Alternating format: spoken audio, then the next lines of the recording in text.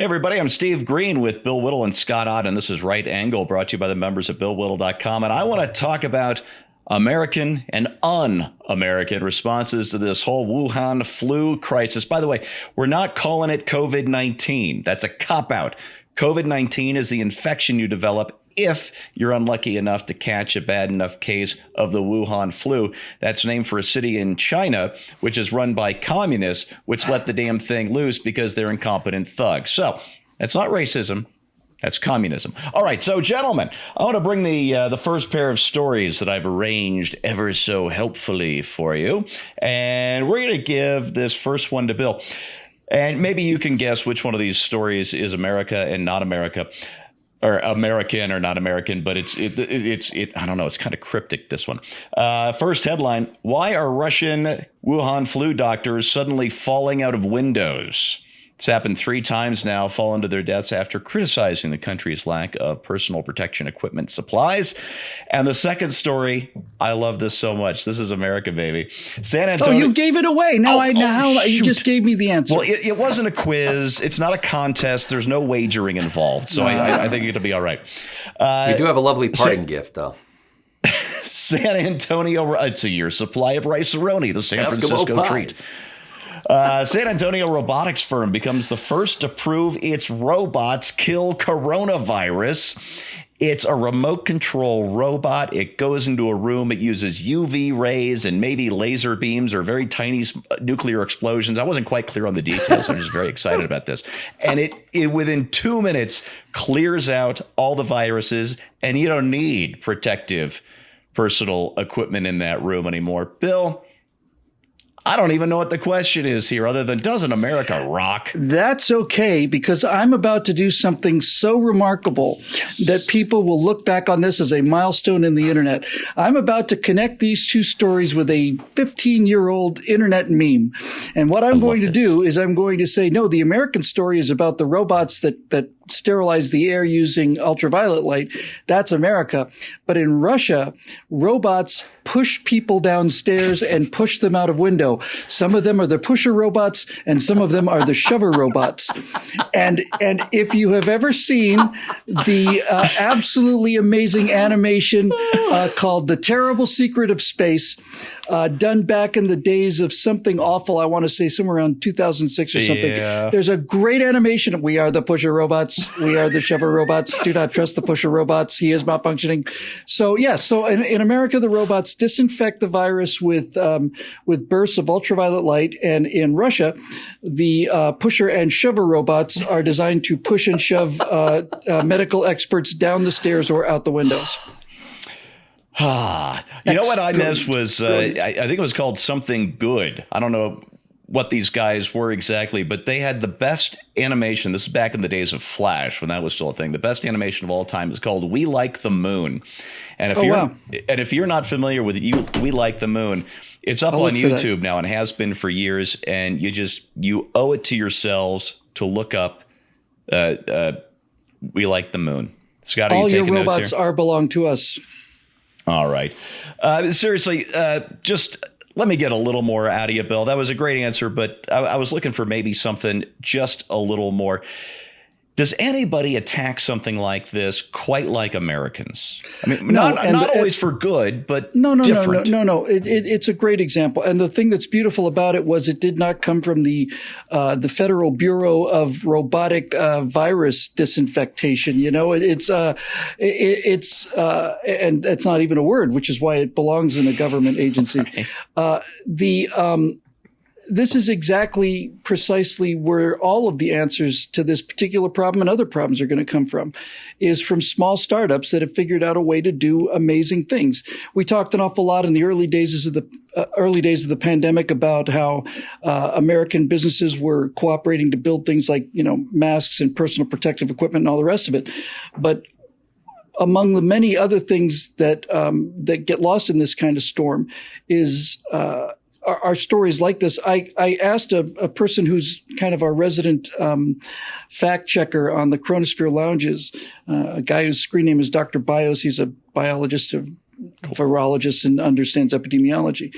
And I said, I don't know how many vaccines are currently in the testing phases for COVID, for the Wuhan virus disease. I said, I bet it's got to be at least 40. He said, there are 649 clinical trials going on of different vaccines at the moment. This was 2 weeks ago. Not one, not the U.S. government vaccine. This is of the many, many lessons to be learned from this outbreak. One of them is the power of the free market and of individuals to move very rapidly and get the government out of the way, which I think Donald Trump has done a great job of. And as far as the other end of the story goes, I suppose it does bear remembering that despite the fact that the news media does everything they can to bury stories they don't like, they haven't quite gotten to the point yet where they're actually burying people they don't like, and that is something I suppose that we should keep in mind, even in our most cynical moments. Yeah. They can do their best to suppress our ideas, but we're not being thrown out of windows yet. Indeed. All right, Scott, I got a pair of these for you as well. This would be from our Not America file. Department of Homeland Security reports that China intentionally concealed the severity of the Wuhan flu outbreak in Wuhan to hoard supplies while the rest of the world was lulled into a false sense of security. This was back in December and January. Meanwhile, they were buying up global supplies of PPE, which they would have been net exporters of up until their own outbreak that they lied to the world about. And right here in America, this reminds me sort of the World War II theme. Maybe you can play with that a little bit. ICE partners with Amazon 3M to identify counterfeit coronavirus gear. And you can probably, Scott, guess where most of that is coming from, can't you? Are you saying ICE, Immigration and Customs Enforcement? Yep. That's the ICE? Yep. Well, okay, so on the first one, the idea of not letting the news leak out so that you can corner the market on personal protective gear. I don't know why, but immediately I thought of several senators who have been recently accused of some insider trading or selling stock when they had some information that bad news essentially that would have affected the stock market.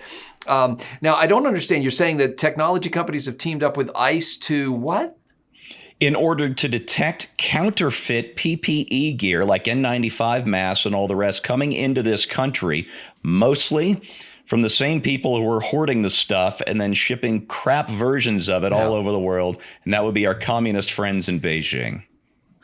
Well, for many years, China had a well-earned reputation for manufacturing junk. And that kind of turned around mostly because of U.S. involvement in design and marketing and operational details of things. It's not that the Chinese people are not smart enough or not capable enough to look at produce Taiwan. They make great excellent stuff. quality. Yeah. And it's that their government makes it difficult for them to do that. And in fact, you have to spend, half your time bribing government officials in order to get anything done. And early on in this process, the New York Times ran a story that showed a factory manufacturing masks in China, and the photo that they had, and they did not reference this, but in the picture, you see a worker who's wearing like a white medical jacket, but she's got her hand on the masks. So there's a stock of unwrapped masks, a whole stacks of them, and her hand is on the masks. And in several places, her hand is wrapped with bandages. Like she's got, it's like Band-Aids and tape and stuff like that, I guess to reduce friction or whatever in the course of doing it. I'm thinking, this is where we're getting the masks from somewhere in China where the person who's got a wounded hand is actually touching the mask that I'm going to put on my face, 36 hours later with rapid shipping like we have. I'm glad somebody is checking up on that stuff, but most of the people I know are making their own masks. And yesterday I saw in the store where I work my favorite, and I didn't realize what was missing in all this mask wearing. Because a lot of people are using bandanas just to reduce the cascading flow of air that comes out of your mouth.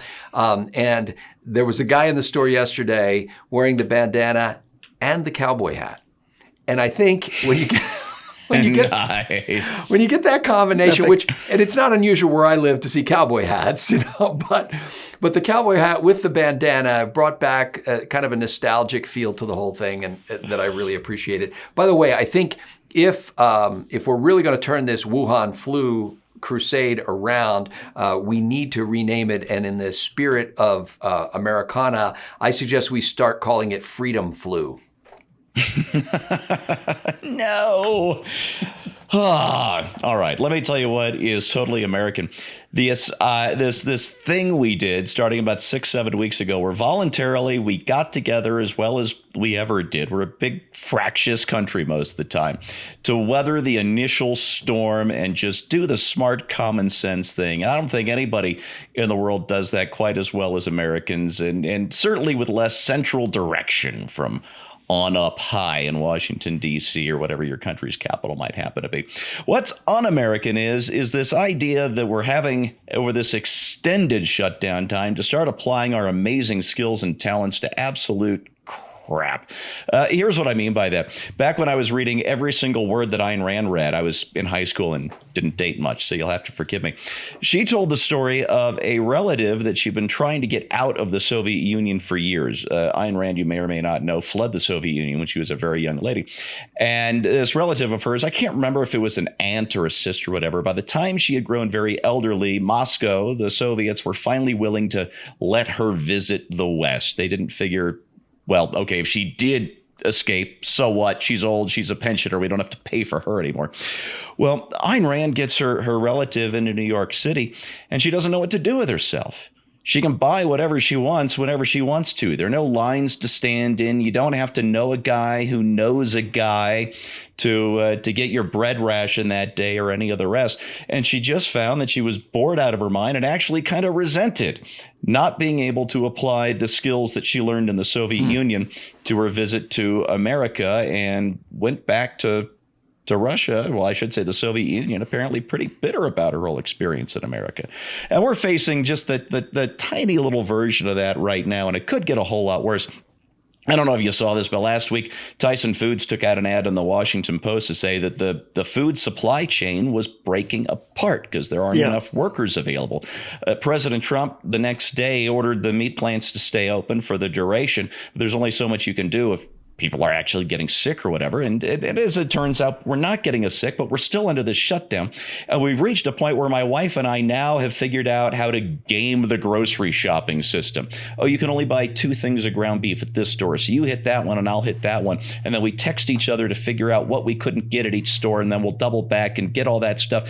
And I feel like that we're taking all of this brain power, all of this skill set, all of this high technology to grocery shop. And that's not very American. We gotta end this shutdown time as quickly as we can in a reasonably safe manner, because I got to tell you, if this thing breaks apart, we will be standing in real food lines, and that's the worst un-American thing of all. So let's not go there, all right? And that is your right angle on that, brought to you by the members of BillWhittle.com. Remember, content like this needs sponsors like you. Click on over, become one. We'd love to have you on board. Thanks for watching. We'll see you next time.